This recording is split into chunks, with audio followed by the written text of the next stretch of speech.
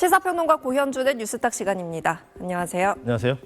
먼저 전동 킥보드를 타고 위험하게 주행하는 게 잇따라 논란이 되고 있는데 이번엔 또 무슨 일이 있었나요? 예, 최근 온라인에 고속도로에 전동 킥보드가 나타나 놀랐다며 이 제보 영상이 하나 올라왔는데요.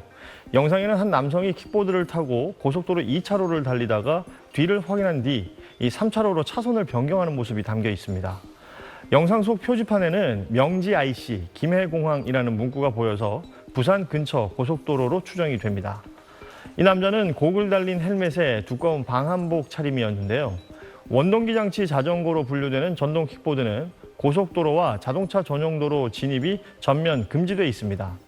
누리꾼들은 진짜 충격적이라며 어이없다는 반응을 쏟아냈는데요. 교통안전당국은 이용자의 안전뿐 아니라 다른 운전자에게도 심각한 위험을 초래한다며 무분별한 킥보드 도로 진입은 강력 단속하겠다고 밝혔습니다. 밤사이 인터넷에서 화제가 된 뉴스를 살펴보는 실시간 이뉴스입니다. 무면허 전동 킥보드를 단속하던 경찰관이 형사처벌을 받을 처지에 놓였다는 기사입니다. 인천경찰청 형사기동대는 최근 업무상 과실치상 혐의를 받는 인천의 모 경찰서 소속 A 경사를 불구속 입건해 검찰에 송치했습니다. A 경사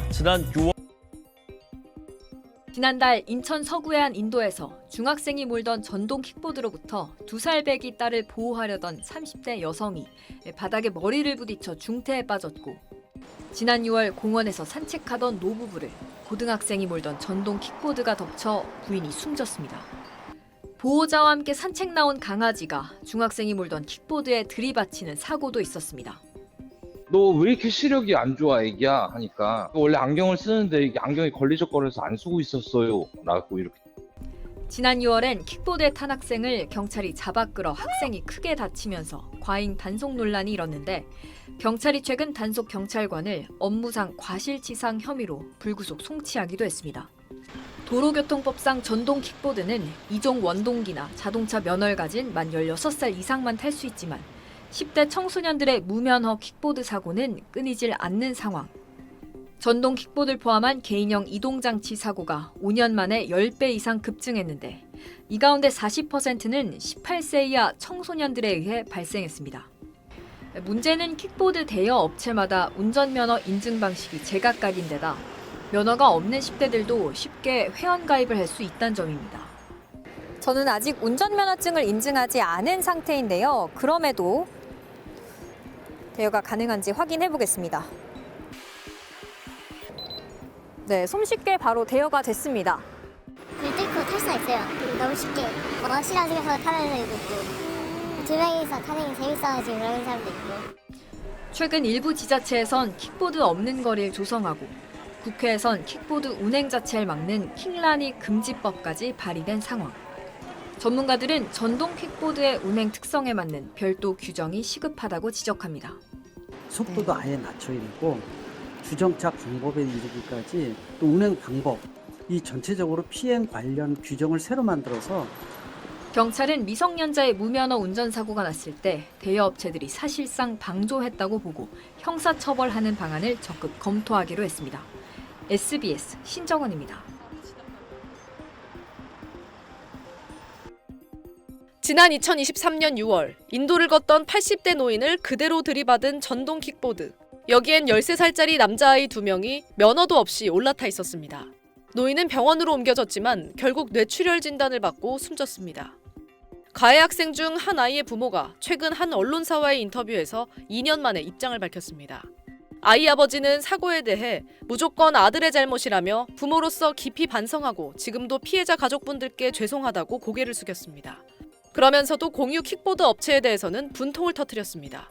업체가 면허가 없던 미성년자 아이들의 킥보드 탑승을 막는 어떤 보호장치도 마련해놓지 않았으면서 막상 타서 사고가 나니 미성년자라 어떤 보험도 적용해줄 수 없다고 했던 겁니다. 업체의 입장은 한술 더 떴습니다. 공유 킥보드 업체 측은 아이 아버지와의 통화에서 미성년자는 사고가 나도 면허가 없어 보험 적용이 안 된다고 했는데, 그러면 미성년자는 아예 탑승이 안 되게 막아놔야 되는 것 아니냐는 아버지의 지적에는 법적으로 면허 등록 정보를 강제할 수는 없다고 답했습니다. 아이는 가정법원으로 송치돼 보호 처분을 받았고, 아버지는 형사 합의금 2천만 원을 피해자 측에 전달했습니다. 피해자 보험사에서는 8,400만 원대 보험금에 대한 구상권 청구 소송을 걸어왔습니다. 아버지는 미성년자 탑승을 방관한 공유 킥보드 업체의 공동 책임을 주장했지만 법원은 전액 부모가 부담하라고 판결했습니다. 아버지는 킥보드 업체를 상대로 소송을 준비 중입니다. SBS 김민정입니다. 네, 최근 킥보드로 인한 사건 사고가 끊이질 않으면서 서울시가 킥보드 없는 거리를 시범 운영했는데요. 시민들 평가는 어떤가요? 예, 서울 마포구 홍대 그 레드로드와 서초구 반포 학원가 일대에서는 낮 12시부터 밤 11시까지 전동 킥보드 통행이 전면 금지되고 있습니다. 서울시가 지난 6개월 동안 시범 운영을 분석한 결과 10명 가운데 7명이 보행 환경이 개선됐다고 답했고 77%는 충돌 위험이 줄었다고 응답했습니다. 또 길거리에 무단 방치된 킥보드가 줄었다는 시민도 10명 가운데 8명에 달했습니다. 특히 홍대 지역은 충돌 위험이 줄었다는 응답이 87%, 보행 환경이 개선됐다고 느낀 시민의 80%가 있어서 시범 운영의 효과가 두드러졌습니다. 이런 긍정적인 반응에 대부분의 시민은 킥보드 없는 거리 확대에 찬성을 했는데요. 서울시는 다음 달 경찰과 협의해서 단속 강화와 함께 다른 지역으로 확대할지를 검토할 예정입니다.